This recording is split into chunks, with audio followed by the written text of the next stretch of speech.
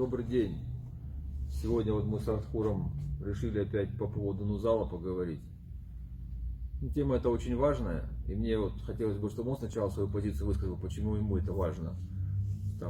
Даже сейчас опуская все это на научные изыскания, научную точку зрения, мнение научного сообщества. Мы сейчас хотим поговорить о, о сакральной части, наверное, этого вопроса, которая, на мой взгляд, имеет наиболее важное значение в данной истории. Вот на твой взгляд, что там происходит в этом смысле? Ушаговой же равны, это Ушагов разурсан. Да. Михаил Сидор Бамбара, да. Гашаге Ушагов, Жензурину, половта. Ирашаге, бахатак. Ну, зал это могилы наших предков. Для нас это царское кладбище. И можно сказать, это один из последних осколков нашей истории. Один из последних осколков, который доказывает о том, что у нас было свое государство, мы великий народ, у нас в генах прописано, что у нас были цари, государственность у нас была такая. И мне кажется, что трогать это кладбище, это кощунство. Для любого стина это кощунство. Я сейчас не хочу, не только свою точку зрения высказываю по этому поводу, я высказываю точку зрения всех, кого я знаю. Я нешу такую коллективную уже ответственность перед своими знакомыми, перед своими друзьями. Я думаю, это такая была, знаешь, последняя опора, последняя точка. Я думаю, что осетин не может равнодушно жить, смотреть, когда происходят такие вещи. Я понимаю, что и археологические раскопки важны и так далее, но все, во-первых, то, что было сделано так, полутайно или как-то никого ни в курс не поставили. Мне кажется, что Высший Совет Остин должен был вынести какое-то решение, в конце концов, там надо было провести какой-то ритуал, попросить прощения. Когда мы в лесу хотим дерево себе срубить, то мы просим прощения у Всевышнего, что так поступаем. Думаю, это так чуть по-варварски это было все сделано. Я понимаю, что нужны там какие-то археологические исследования, но я не понимаю одного, уже 1000 лет о нас, о нашей истории, о истории аланов, скифов, сарматов, о нашей осетинской истории. Многие ученые уже настолько много написали, уже настолько много информации об этом есть, кто мы, что мы.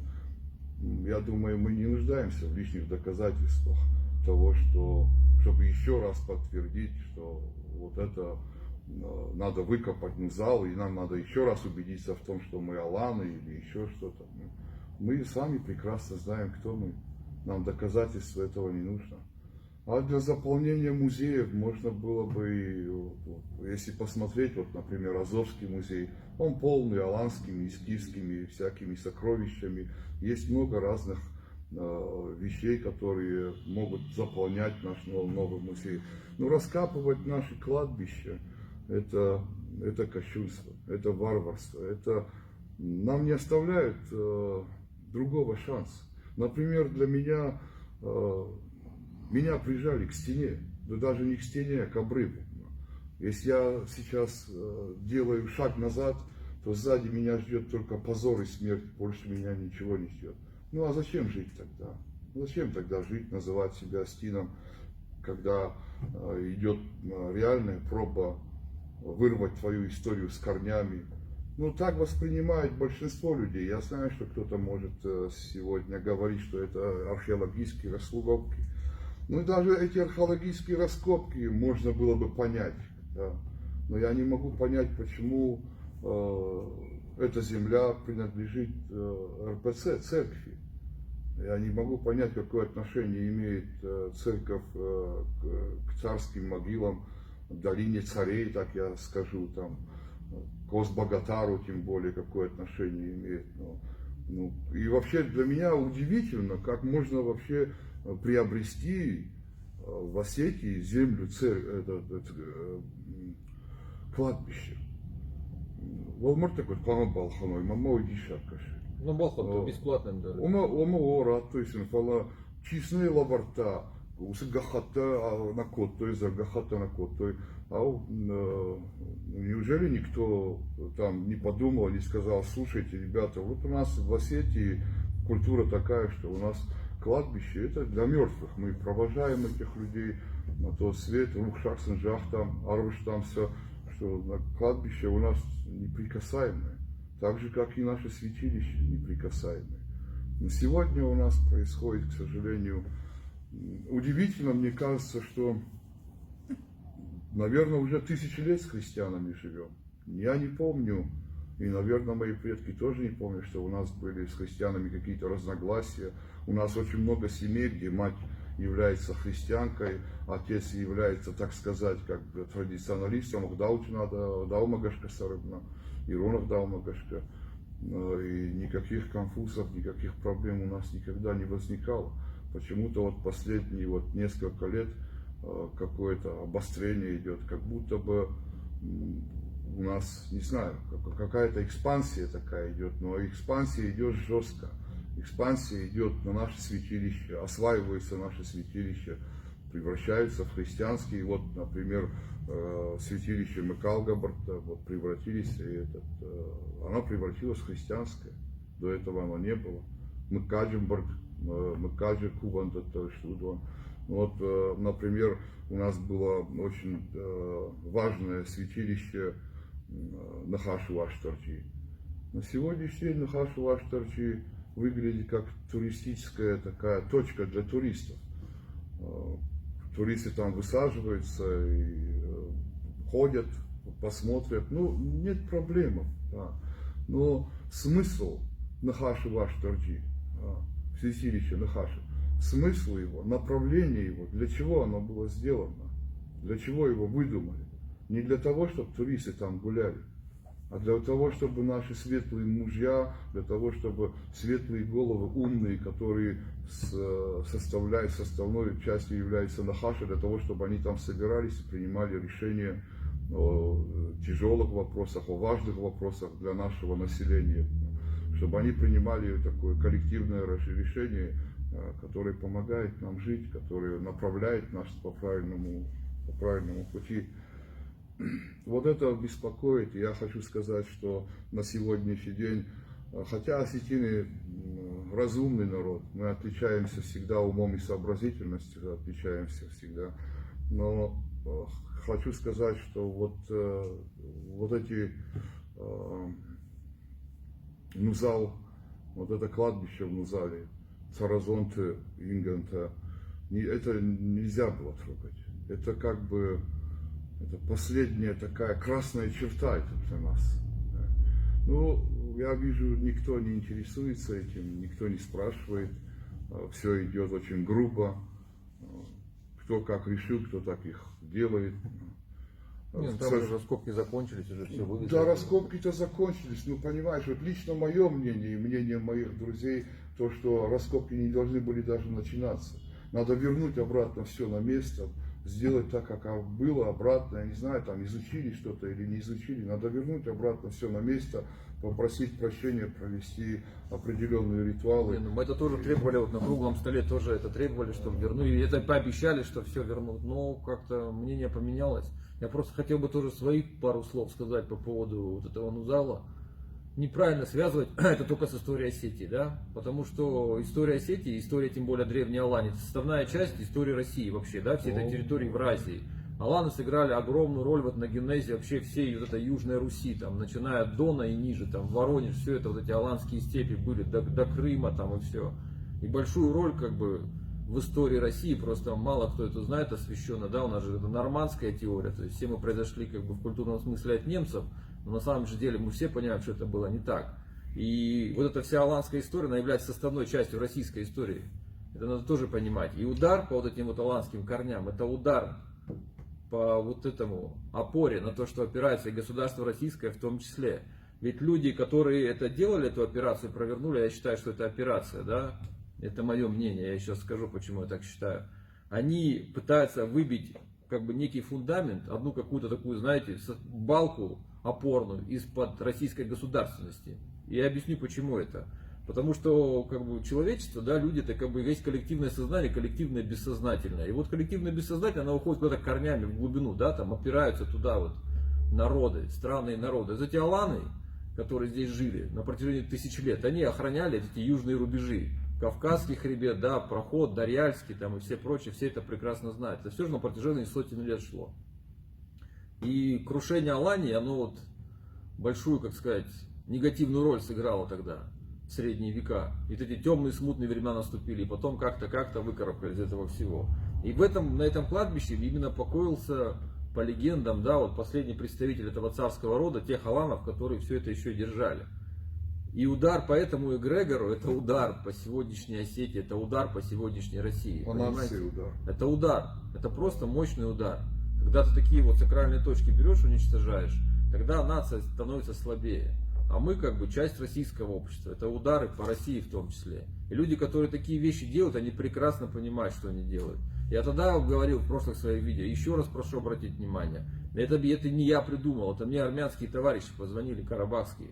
Когда они увидели у меня фотографии раскопок в Нузале, там, аланские, туда-сюда, они говорят, а почему? Говорят, когда, говорит, начались раскопки? Я говорю, ну вот там, я не знаю, пару недель назад. Он говорит, Алан, у нас примерно в это время начались боевые действия в Карабахе. Я говорю, а как это может быть взаимосвязано? Карабах, Осетия. Он говорит, ты, говорит, понимаешь, не знаю, насколько вы, говорит, историю знаете. Я, говорит, тебе расскажу. У нас, говорит, царица Сатаник такая была. Царица Сатаник, она как бы праматерь этого всего армянского народа. Одна этническая аланка была, Шатана, ее звали Алан. Это известная история, то есть, когда аланского царевича взяли в плен, тогда вот эти армянский такой царь был. И эта царица Сатаник, Шатана, предложила себя взамен, отпусти моего брата и выйду за тебя замуж. И она ушла туда, в Армению, вышла замуж за их царя, увела с собой 60 тысяч конницы, с семьями там, соответственно, все этими. И вот от смесь, как бы, грубо говоря, вот тут армянские, ну, карабахцы, это вот смесь армяне и вот тех алан. И исторически на протяжении всего этого средневековья там были династические браки. То есть очень плотно эти две династии между собой взаимодействовали. Да, прото это армянское, это аланское, ну до исчезновения обоих. То есть связи очень глубокие, ментальные, понимаете? И вот это все, говорит, настоящая история Алани находится на самом деле, говорит, в наших монастырях. Мы сохранили. У вас ее истребили, а у нас ее сохранили. И приезжает очень много, говорит, из Чечни, из Ингушетии, из Грузии ученых, которые исследуют историю Алании. Она им гораздо более интересна, на удивление, а не вам она интересна. Понимаете, поэтому ментальная связь, она существует. И поэтому, когда там, вот, ну это странное совпадение, сейчас не надо меня обвинять в каком-нибудь эзотеризме, но когда начались боевые действия, они одновременно с раскопками. И раскопки закончились, мы туда приехали с моим товарищем Алхазом, и там уже все выкопали. Мы говорим, когда выкопали? Он говорит, ну вот там, 5 дней назад все кости увезли. И ровно в это же время закончились боевые действия в Карабахе. Понимаете ли? Я, например, могу, вот к твоим словам, могу объяснить вещь такую, что вот разрытые могилы Нузала на сегодняшний день они точно радости никому не принесли, а таких как я людей поставили в тупик. Я сейчас это воспринимаю так, что ну, дальше жить мне незачем. Просто у меня сзади, я же говорю, отворачиваться тоже не могу. У меня остается только дорога позора и дорога смерти. Больше меня таких как я прижали к стене. Понимаешь? И я хочу сказать, что как бы если идет христианизация, а мы видим, что идет христианизация, я хочу просто даже по современным меркам объяснить одну вещь. То, что до сих пор мы ученым были интересны только потому, что мы другие, иные. У нас другая культура им была интересна. Но если у нас на сегодняшний день культура преобразится, станет другая культура, ну, вот, например, христианская культура, которая за 2000 километров была принесена, то мы станем как все. Понимаете? Ну, хотя бы, знаешь, я вот как бы не обращаюсь, я хотел бы ко всем сказать, всем бы хотел сказать, если мы завтра потеряем нашу культуру, и мы станем как все, то мы никому не интересны не будем. Здесь Владикавказ будет точно такой же, как и Волгоград, как Рязань, как Казань. Ну, может, что плохое, то мы силу потеряем. Например, Мы силу просто-напросто, элементарно даже, ну, туристу сюда даже неинтересно будет ездить. Ну, ему какая разница, в Волгограде посидеть или во Владикавказ приехать, все же одинаковое. Нас ученые тоже из-за этого учали. И в конце концов, если мы вот так будем относиться к нашей истории, то что мы детям-то нашим оставим? Дети наши через 20-30 лет, как они будут, кто мы? Но вот поэтому нельзя трогать. Если мы хотим своим детям что-то оставить, да и тем более, ну, неужели осетины кому-то угрожают во время выборов в России? Мы даже в статистическую погрешность не попадаем. Кому мы можем угрожать? Кому мы можем угрожать, какой государственности или какой-то там, как недавно этот человек сказал, что якобы у кого-то мысли есть об отделении России, мы не для того соединялись, и не чтобы отделяться от кого-то, мы до сих пор мирно и хорошо жили, и все, понимание. Ну, люди, которые такие вещи говорят, это провокаторы. Ну, конечно, они просто это пытаются ложь. выступить нас какими-то сепаратистами или еще кем-то. Это же ложь. А мы хотим, чтобы сила, которую оставили наши предки, это же глубина веков, вы поймите. И как только мы отказываемся от него, мы становимся этими Иванами, не помнящими своего родства. Мы себе корни вот так отпиливаем. Мы становимся, ну, вроде дерева тоже, но отпиленное бревно, понимаете? Есть же разница между деревом живым, которое в лесу растет, и между бревном. Ну, и то дерево, но одно живое, другое мертвое. Вот с нас пытаются сделать это мертвое дерево, бревно. Но мы не хотим. Вот все, чего мы хотим, оставьте нас. Сильнее будет государство, поймите. Сила государства – это сила народов, входящих в него. Если вы каждый народ делаете слабым, и само государство станет слабым. А еще учитывайте, мы охраняем южные рубежи. То есть ментально это же все равно Кавказ, да, там, это южные рубежи России. Большая война на Кавказе начнется. Кому воевать? Опять нам придется вставать. И мы должны быть сильными. А вы берете нам корни срубаете. Ради чего? Ради чего вы это делаете? У меня просто простой вопрос. Люди, которые это делают, я понимаю, это враги, у меня к ним нет претензий, понимаете, я уважаю, имею своих врагов. И человек, который это все организовал, стоит за кулисами этого процесса, это просто враг, понимаете, которым должна заниматься контрразведка давным-давно, СМЕРШ. А вот те наши остины, которые в этому всему потворствуют, они же прекрасно знают, в кулуарах общаются и понимают, к чему приведет разграбление вот этих вот царских кладбищ, понимаете, царазонтов. Это же не просто сельское кладбище. Это такая энергетическая точка, вы понимаете? Это удар по эгрегору, если хотите. Просто очень сильный удар по эгрегору. И потомки, то есть мы все показываем себя слабыми. Мы даже прах защитить не можем, понимаете?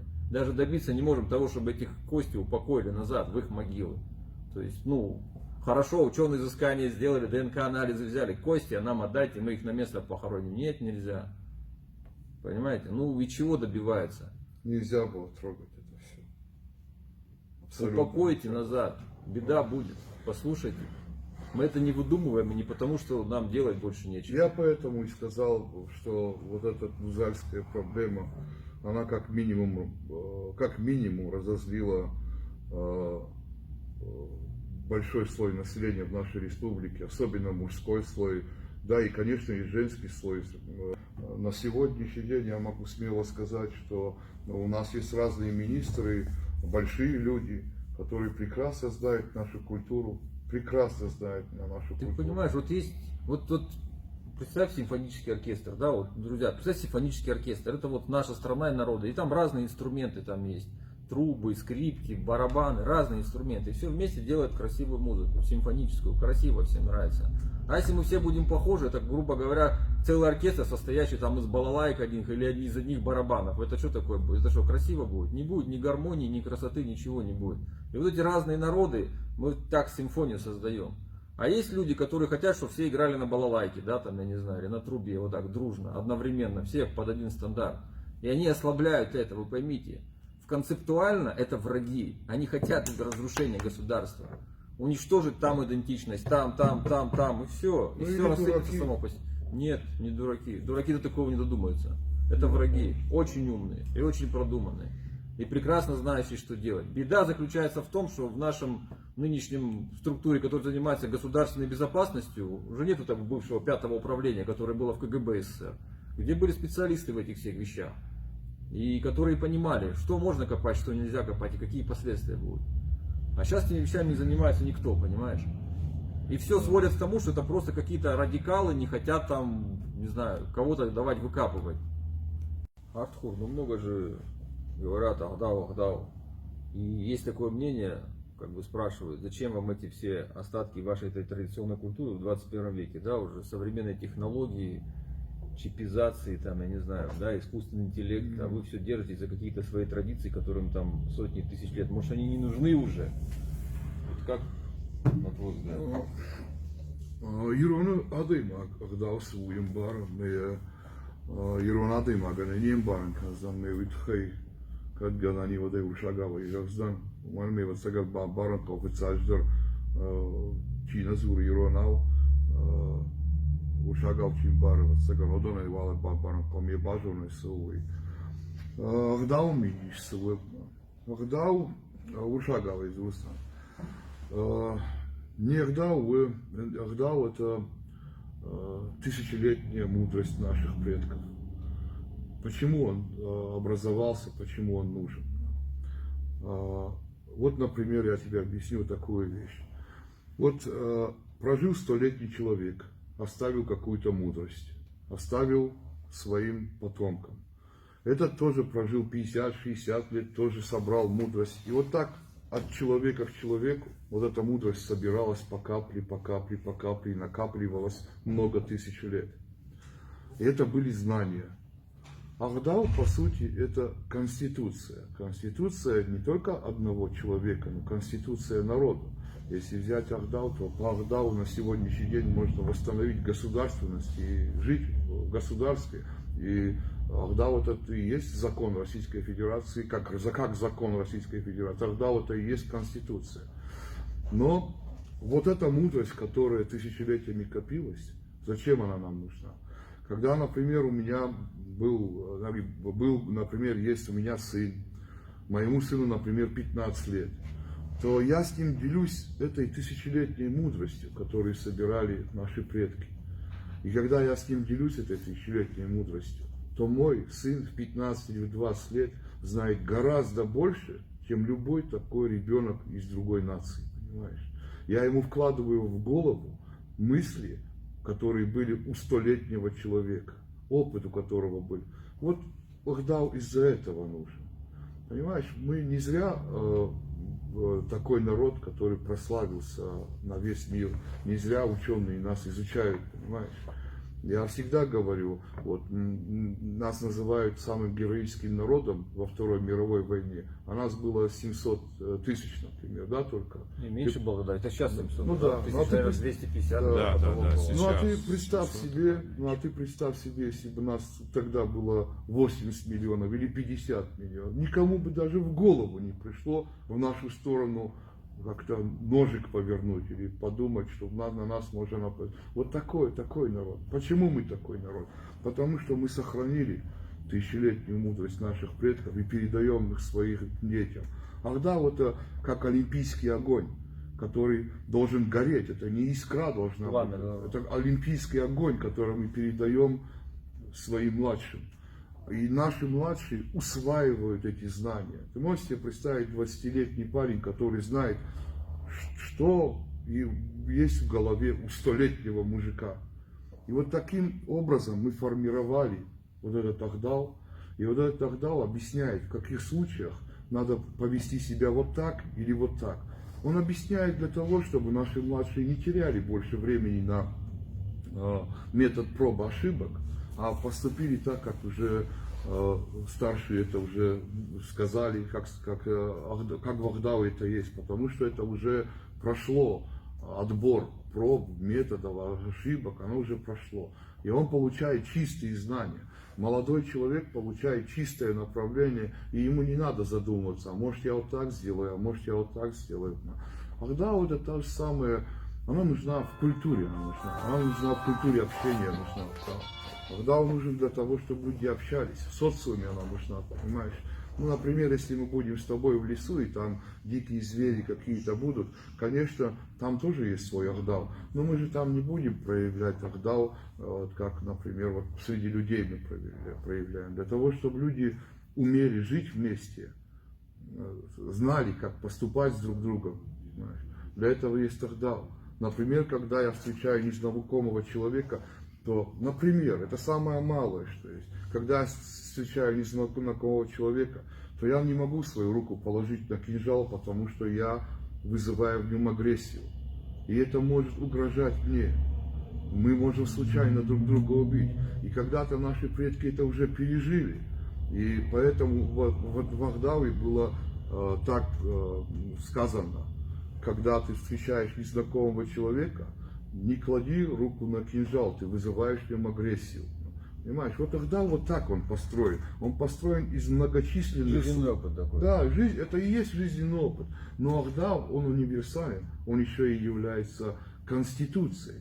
Я серьезно говорю, мы можем принять Ахдав, например, на сегодняшний день, взять его полностью и сделать его конституцией, например, народа или страны, и он абсолютно подходит к этому. Народ может спокойно жить, и он, между прочим, не сильно-то отличается от Конституции Российской Федерации и законодательства Российской Федерации.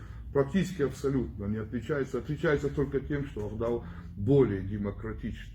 Более демократичный. И справедливый, да. Да, и справедливый, очень справедливый, потому что смысл его и состоит в справедливости. Ахдав для этого и выдуман, для этого и сделан, чтобы жить было справедливо. Это очень важный момент, потому что наши предки, вообще в нашей культуре главным аспектом являлась справедливость.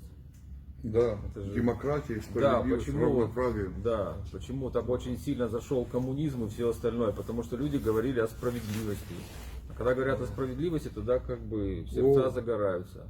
И вот еще правильно, да, ты, Артхур, сказал, просто может тоже кто-то не знает, и вам говорю, исторически Астины хранители огня. Понимаете? Ну, кому надо, тот поймет. Хранитель огня, это означает хранитель мудрости, вести, ума хранитель. Во всех смыслах этого слова. Да еще вот, знаете, по поводу Ахдав не понимают, что вот молодые люди, да, там, зачем это надо? Нормы поведения, мораль, этика, мировоззрение. Вот мировоззрение это как программное обеспечение.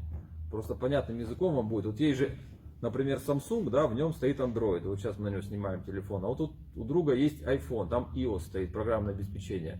Вот вы, как все специалисты сейчас в современных гаджетах, что будет, если установить Android на айфоны? Он работать не будет, правильно? Ну или как-то работать со сбоями будет. И наоборот, соответственно, сделать.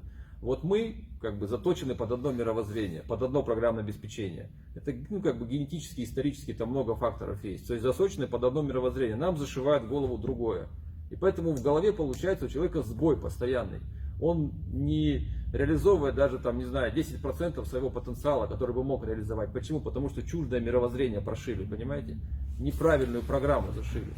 То есть ваши андроиды, там, ваши самсунги зашили iOS. Ну, чужеродная программа. А вот это то, что говорит Артхур, и вообще говорили, это Ахдау, да, и все вот это мировоззрение, связанное с нашей традицией, это естественное для нас программное обеспечение, которое соответствует нашей этой физическим организмам, так мягко сказать, и психическим, и всему прочему. И тогда оно работает по-другому, понимаете, когда, я сейчас уже не помню, даже не буду врать исследования какого-то ученого, когда вот в советское время этих сказителей же сильно подчистили, да, и Нардский эпос уже написали, и он из устной традиции ушел в письменную. И вот тогда там как бы доклад был, и в конце написано было, наконец-то, говорит, нам удалось поменять мировоззрение осетин.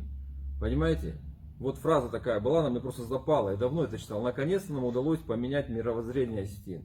А в чем это заключалось? Потому что это традиция, которая зашита в Нардском эпосе, где герои, главное, что считали? Справедливость. Здесь была несправедливость, туда шли, воевали и все остальное. Нас погрузили сейчас в эту несправедливость и говорят, что это правильно, экономически целесообразно. Зашили нам другую программу, другие ценности. И с этими ценностями в голове у нашего населения, понимаете, постоянные короткие замыкания происходят. Потому что оно не ложится туда. Ну не может там человек нашей культуры, мужчина, стоять на базаре трусы продавать. А жизнь заставляет, и он себя ненавидит. Ну так же происходит. Понимаешь? Происходит. А поэтому в голове происходят сбои. Вот у его на протяжении там сотен лет, я не знаю, тысячелетий, да, там со скифских времен, все его предки там шашкой скакали по полям, да, потом уже тоже как-то в армии служили. А тут так сложились обстоятельства, ему сейчас приходится трусы продавать. Или чем-то таким заниматься. Это не, ну, как бы не в упрек там этим всем профессиям. Но факт то, что человека... он становится как бы в безумие, погружается в общество. Но это Всё вопрек потому... современному быту, что Конечно. людей, которые на современному самом деле воины, мировоззрению, их загоняют на которое базары, заставляя Понимаете? выживать. Вот Просто. для нас самое главное, вот согласно нашему мировоззрению, главное было доблесть. Да, человек не боялся смерти. Почему не боялся? Потому что он считал, что смерть это продолжение жизни. Там другая жизнь наступает. А нам как бы навязали, что у вас есть одна жизнь. Естественно, человек как-то по-другому на все это дело смотрит. Нам навязали такие понятия, как смирение, покаяние и кротость. Понимаете, вот три как бы ценности, которые навязывают сейчас. через современную Неприемлемо культуру. для мужчин абсолютно. Правильно. Смирение, покаяние, кротость. Тут вы обратите внимание, везде должно быть смиренным, покаянным, кротким. А это что значит? Ну это как бы формула идеального раба. Это для девочки. Это формула идеального раба.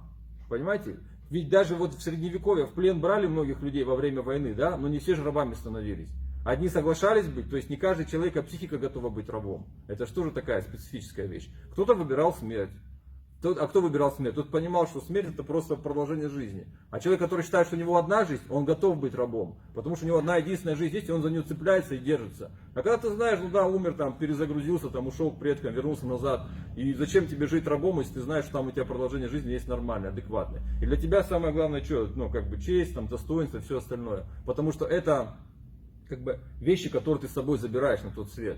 Понимаете, свои Мерседесы ты не заберешь, там, бриллианты, ничего ты не заберешь. Единственный ликвид, который пропустят туда Да. судьи, да. Единственный Да. ликвид. Дело... И вот это есть все Ахдал, все в комплексе. Это соответствующее нашему организму, нашей генетике мировоззрение. Если вы хотите как бы в жизни чего-то добиваться, самореализовываться, то как бы это мировоззрение ваше. Ну, если вы родились с этим. Мы же не навязываем это, да, ребятам там Нет, из Якутии, да, там, не знаю, откуда-нибудь еще, с Башкирии. У них там свой какой-то Ахдал есть. Свое программное обеспечение, наработанное веками. Это же традиция, она же из глубины веков идет. А вы что-то все отсекаете, давайте нам иосы поставим в голову, там, или андроиды загрузим. Ну и оно не ложится. И получается сбои, понимаете? Они нам чуждое навязывают нам в голову. Понимаете, психологию кого? Раба, смирение, покаяние, кротость. Вот давайте, будете правую щеку подставлять. Я всем спрашиваю, говорю, ребята, я ко всем отношусь с уважением. Ну там, разные же наши братья стоят. Я говорю, ну ты же принимаешь это мировоззрение. Да, ну давай сейчас по правой щеке ударь, ты подставишь левую. Нет, ты что там, Сайма, там это. Я говорю, ну а как тогда?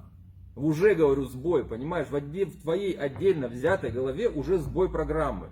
То есть у тебя генетика твоя, твое сознание говорит одно, а программа, которую тебе зашили, говорит другое. Получается конфликт. И поэтому всякие там психические расстройства и вообще люди не реализовывают свой потенциал. И самое страшное, что не реализовывают потенциал. Колоссальный потенциал реализовать не могут. Ну, живем не в ладу с собой. Ну не в ладу с конечно, ну, собой, представляешь, конечно. какая-то огромная машина Мерседес, туда возьмем программу, зашьем от телефона. Она ехать не будет просто-напросто. Почему? Раб. Потому что неправильно программное обеспечение. Раб композитором никогда не станет. Да. И вот мы говорим об этом. И когда мы говорим про традицию, про Ахдал, про все это мировоззрение, мы говорим про то, чтобы каждый житель вот этой культуры мог реализовать свой врожденный потенциал. Вот и все, не более того. Мы не говорим, что нужно в архаику погрузиться или еще что-то сделать. Нет, мы за то, чтобы соответствующее программное обеспечение зашивалось в голову детям с раннего детства. И тогда они будут реализовывать свой потенциал. Тогда опять будут генералы, опять будут великие композиторы и все остальное.